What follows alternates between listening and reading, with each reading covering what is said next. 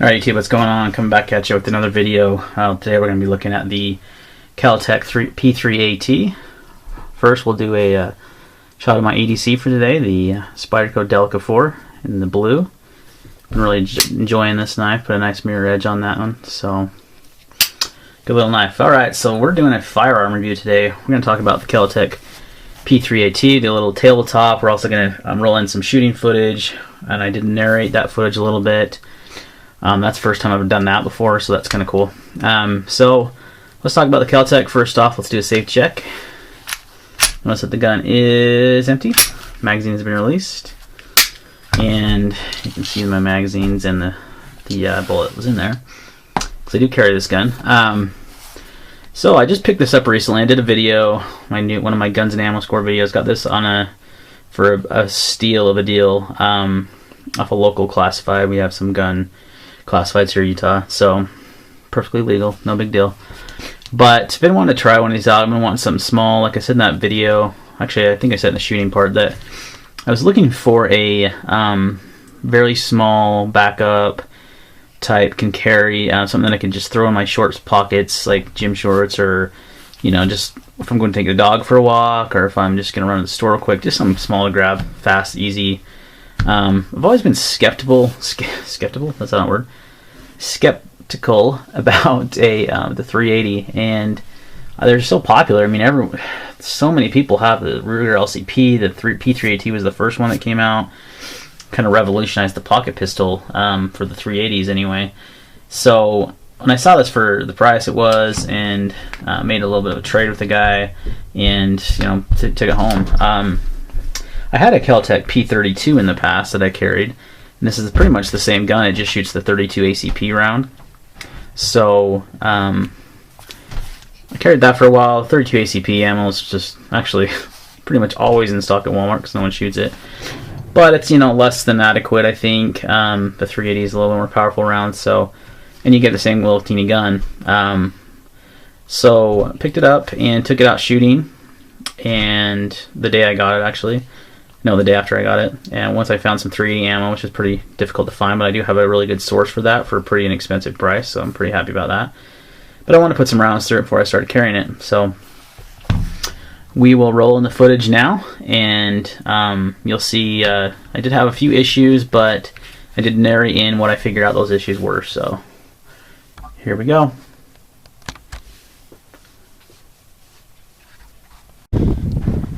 Alright guys, what's going on? I'm in the camera or not. It's a little close, but so I'm doing some shooting today. It's about 65, 70 degrees today. Beautiful day.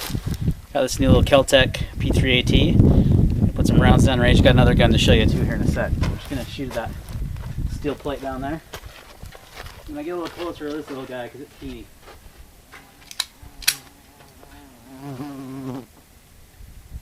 As you can see here, as I'm starting to shoot, that the gun is, here I have a problem, what I think is a failure to fire from a light primer strike. But what was actually happening is I was short stroking the trigger. The P3AT has a unique reset. It actually has like 2 audible clicks. You're probably used to a single click, hearing that trigger reset, and you fire again. This has 2, so I thought the gun was having issues with light primer strikes. Turned out that it was actually me just short stroking the trigger, which is pretty common if you've never shot a gun like this and you're not familiar. I mean, I thought it had just the one reset, so I was, after shooting, letting the trigger reset there and then pulling the trigger again, and it wasn't fully actuating the hammer. So that's what these problems are from. I actually did some research online after shooting it and found out that's pretty much what I was doing. So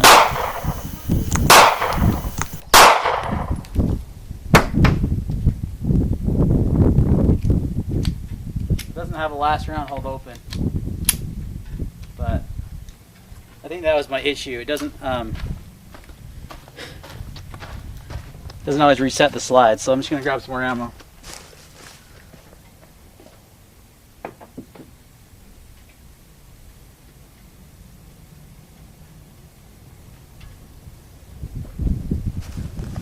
But I got this little guy as a pocket carry gun, something I can throw in my you know, shorts, taking the dog for a walk or something like that. And hopefully the microphone's picking up on me pretty good. If not, then you're just going to see a lot of shooting. But just going to try it out for some reliability here before I obviously start carrying it. I always want to make sure the gun's going to be reliable before you carry it.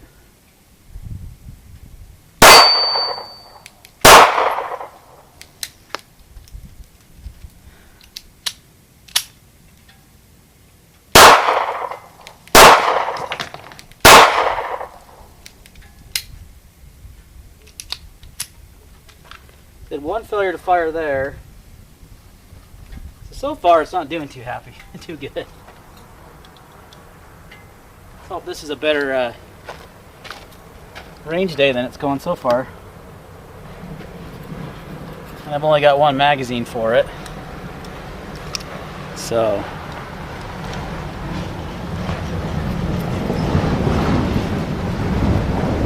here cars going down the dirt road. I'm just up in the mountains. So far that's like 3 failure to fires. Typically though that's ammo related, not with the gun. So tell you what, it's a pretty snappy little gun. It's teeny. It's gonna have some recoil.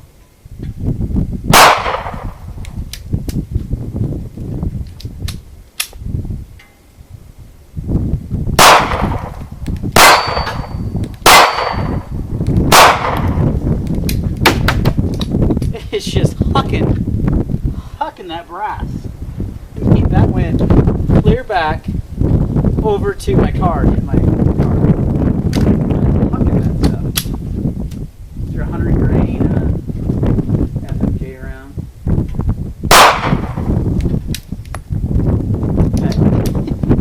It's launching those suckers.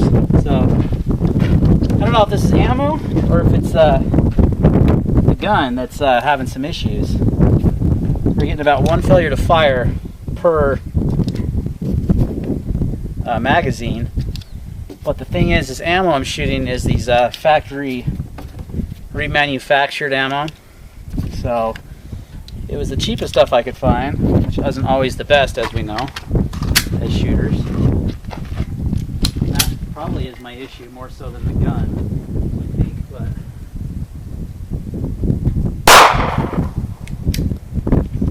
it's like the trigger's not resetting. I can't decide. Is that what the issue is, or?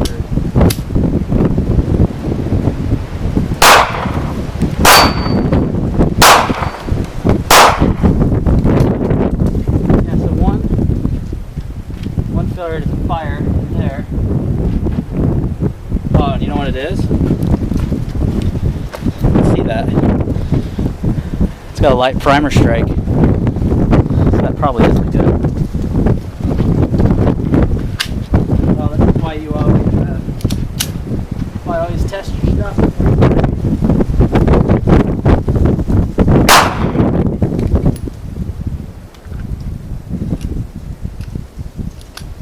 know what? I do have some other ammo, and I hate. Sorry, you're getting a little lot of wind there. I'm going to stop this for a sec. That ammo goes fast. We're getting some light primer strikes. Oh, this guy.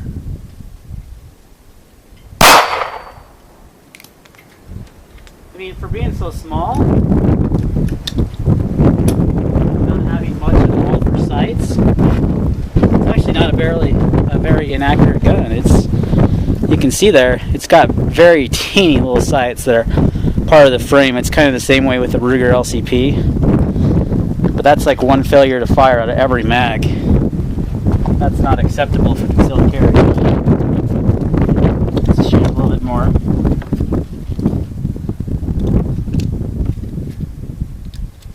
The good thing about Kel Tec is, though, they have a good warranty. So if I have to send her in, get it fixed, I know they'll take care of me. Let's try to get that turned around.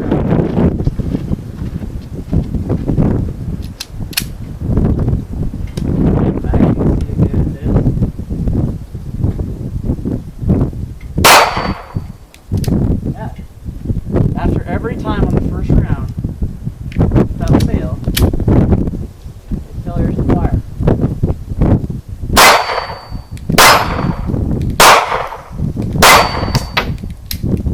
And it's hucking that brass a mile. That's really weird.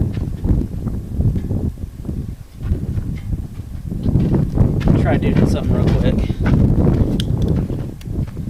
But it shoots that first round, and then it, without fail, has a light primer strike. I know that's not ammo related, that's actually gun related. What I'm going to do here is actually put one in the chamber. So we're going to load it with 7 rounds, 6 plus 1. See how it does there. And it's not like I'm limp wristing it or anything. I mean, I've got a firm grip on the gun.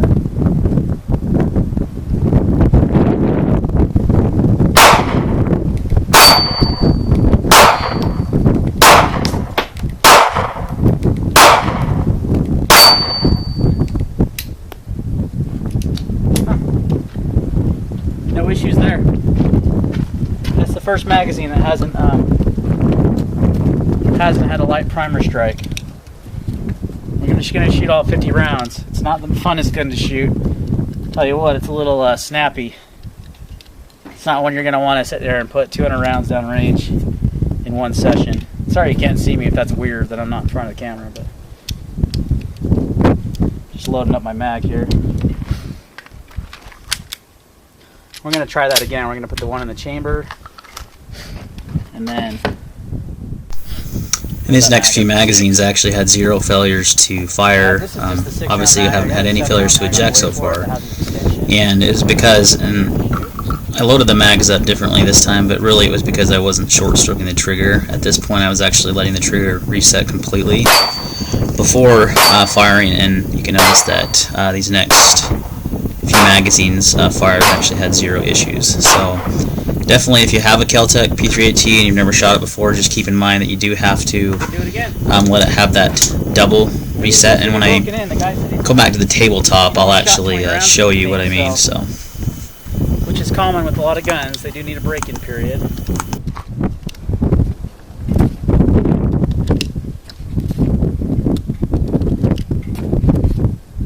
That's 2 so far. That's 14 rounds without an issue.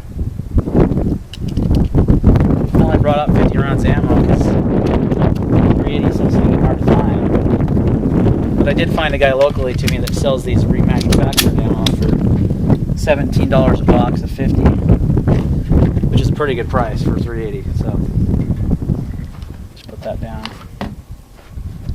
So far I wouldn't carry this gun just because it hasn't proven itself to me, but it's been better for the last 3 mags. 4 more mags.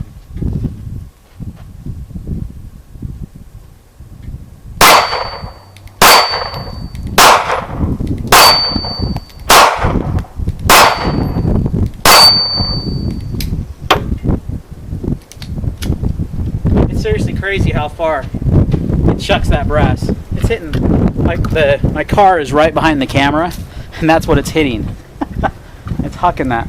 So that's 21 rounds without any failures. So it started out real shabby, not very good, but I don't know. We'll keep breaking it in, keep putting some more rounds through it. But all right, guys, hold on 2 seconds. We'll show you the next one. Okay, so we're back on the tabletop. I do apologize about the wind with the microphone. It was kind of windy that day. I was up in the mountains, but not a whole lot I can do about that without getting like a wireless mic, which is something I'm looking to get. But you can see that at first I thought it was light primer strikes, so I thought it was ammo related. Then I tried some Spear Gold Dot, and it had the same issues. And come to find out, like I said in the narration, I was short stroking the trigger, and I'll show you what I mean. So most handguns, and again this is safety checked, so you know I'm being safe here. So now the trigger is ready to fire. So I'm going to go ahead and fire the trigger, and then I'm going to do the reset. Now, initially, you think it resets right there. You could hear that click, right? Most guns, like on the Ruger SR9, my PPQ, they have, that's the reset. And I thought, wow, this reset is incredibly short for a double action only pistol. Well, you'll notice that the hammer, if I try to fire there, it only goes back just a titch. You know, it doesn't have enough force to actually strike that primer. So I figured out what I was doing is I was light stroking the trigger. Short stroking the trigger is what they call it. Pretty common mistake with these kind of guns. So let me show you again, and I'll show you the actual reset. So we'll fire it, and here's the reset. So there's 1, 2. So there you can fire, and you will get full force of the hammer, which will cause the round to go off. So I learned something new. Thank you for, I believe it was the K-Tog forum, which is Kel Tec Owners Group. I used to be a member of that forum because I used to own quite a few Kel Tecs. It's been a while since I've been on there, so that's the issue. Now I've trained myself so much with my 9s, my PPQ and my SR9C, and I learned this at front sight to, after you fire the gun, to trap the trigger back. It's one of the things they teach you, because you get a much more accurate second follow-up shot. You're dealing with a lighter trigger pull. Well, I thought on this gun, I'm like, that's awesome, it's less short. Well, obviously you got to let it go to there, and then you can fire it. Now, if you let it go all the way, you can see it's still shorter to let it go there. But anyway, so that actually fixed all my issues. I took this gun up to the range again yesterday and shot another about 100 rounds through it, and they all function 100%, which was awesome. So that was the culprit. I was short stroking the trigger. So hopefully this video will teach you, if you're looking to get this gun, if you're trying to, if you train yourself like I have to shoot off the reset, to trap that trigger back. In this kind of gun, you got to figure out that there is actually 2 resets. It's kind of deceptive. So a couple things I've done to this. I've actually put on the, this is the Hogue hybrid handall grip. A lot of guys used to put on the handall junior and have to modify it. This one actually specifically made for the LCP, and as we all know, the LCP is actually pretty much a direct copy of the P3AT with small minor changes. So this fit on no problem. I did have to Dremel off a portion here that on the on that Ruger, there's like a hammer spring block right there that it just kind of fits in. Dremel that off, and then you use the frame pin here, and this is the same as on the LCP, and attaches the grip there. So it gives you a better grip, but one thing it really does is it helps absorb the pain of this gun, because the first day I shot it with this really abrasive plastic, it was just not comfortable. And not to say that it's comfortable now, it's still not one of those guns you're going to take out and shoot hundreds of rounds in a range session. You want to practice, shoot a box of ammo through it, should be sufficient. It's not one that you want to shoot all the time, so yeah, that made a huge difference. And they can found these are found for like $10 on Amazon, so definitely recommend that. I also got the 7-round mag that does have what it is, just a 6-rounder with an extension. Now you can actually buy just the 6, or if you have a 6-round mag or 2 6-round mags, you can actually just buy this extension. Gives you one more round in the gun. And I'm not going to rack the slide, so I'm not going to actually load the gun. But you can see that it gives you almost, for me, I can almost get all 3 fingers, probably like 2.5 fingers on there. So that's good. It helps with your shots more accurately, and it just gives you a little extra purchase. Plus, you get to carry 1 extra round. Typically, I carry that as a backup mag, though. I carry this one. This is the 6-rounder in there. You can see it fits. It doesn't quite fit flush anymore because of this little rubber thing, but it just is easier to conceal. And I carry it in this Uncle Mike's. No, this is a Blackhawk. I believe it's, yeah, I got it at Walmart. Blackhawk pocket holster, size 3. I just throw this in my pocket. It's perfect. It looks like a wallet. Prints. This gun is incredibly light. Even loaded. I even got my scale right here, and I added that little grip on there, so it's gonna have a little bit of weight. But loaded, it weighs 11.5 ounces, so it's crazy light, and that's where a lot of that recoil comes. One thing I've been really impressed with this gun, though, is the accuracy of it. For being such a small pistol, let's do this again, just be safe. For being such a small pistol with horrible sights, I mean, these sights are pretty much, they're part of the frame, non-adjustable. Getting the camera to focus, but they're not the best sights. I actually shot it very, very well at 10 yards. I was hitting my target every single time, and right in the 9/8 ring, on those bigger silhouette targets, no issues. So I feel very comfortable using this as a self-defense tool. Now, this is going to be a little longer video, but I think it's going to be worthwhile. My SR9C video, I do get a lot of positive comments on that, and that's a little bit longer video, good reviews. So one thing I'm going to talk about now is carrying .380 ammo and what kind of ammo you should carry. by no means am I an expert, but I've done quite a bit of my own research on this, and I used to always hear and say, people say, oh, just carry full metal jacket rounds because 380 hollow points do not penetrate enough. Well, I'm going to put a link to a video below, and there's actually a whole series of videos, like 27 videos, I believe, that this guy does. Shooting the Bull is what it's called, and I'll put the description down below. He actually tests pretty much every type of 380 hollow point ammunition you can find, and he found, you know, about 4 or 5 different loads that actually perform very well. Like this is one of them. This is the Federal Hydershock 90 grain. It's kind of an older bullet design, but it actually performed better than most of them did. It had about 15 inches, if I remember correctly, I could be wrong, of penetration through denim. Now, one of the problems is some of the rounds would penetrate, like the Corbon rounds would penetrate without, just in ballistic gel, would penetrate nicely. Not over-penetrate, not under-penetrate. They had good expansion.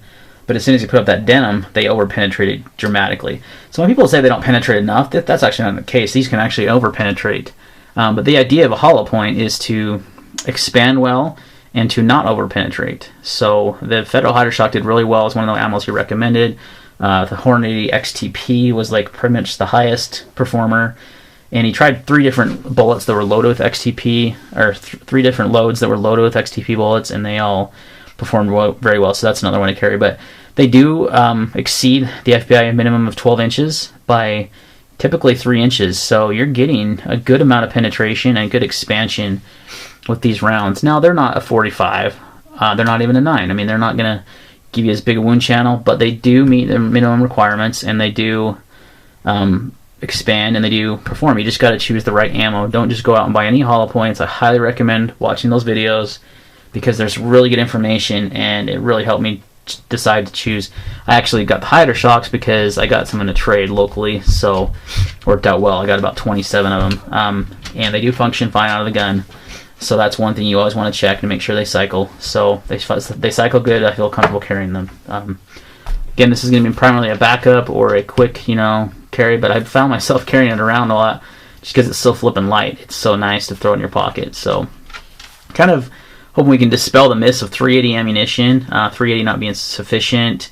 I would rather carry a 9mm, but they don't make a 9 this light, and if they did, it would be ridiculous to shoot. So that's one thing. Even this little 380 is not the funnest gun to shoot, but it'll do the job, and this is one of those guns that will always be on you. So I don't recommend it for like a first-time shooter. I don't recommend it as a a gun to go out and shoot at the range. I mean, it literally has pretty much one roll that it fits, and that's a really deep carry, lightweight carry piece. That's really all. It's not built for anything else. And for those, it does a really good job. So, all right, guys, hope you enjoyed the video. Any questions or comments, leave them down below. Appreciate the likes, appreciate the subscriptions. If you're not already subscribed, please hit that subscribe button, and we'll see you next time.